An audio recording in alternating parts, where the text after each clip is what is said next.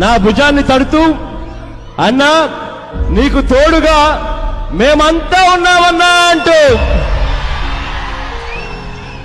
నాతో పాటు అడుగులో అడుగు వేశారు. ప్రేమాను రాగాలు పంచి పెడతా ఉన్నారు, ఆత్మీయతను చూపిస్తా ఉన్నారు. మీ అందరి ఆప్యాయతలకు, మీ అందరి ప్రేమానురాగాలకు, మీ అందరి ఆత్మీయతలకు, ప్రతి అక్కకు, ప్రతి చెల్లెమ్మకు, ప్రతి అవ్వకు, ప్రతి తాతకు, ప్రతి సోదరుడికి, ప్రతి స్నేహితుడికి రెండు చేతులు జోడించి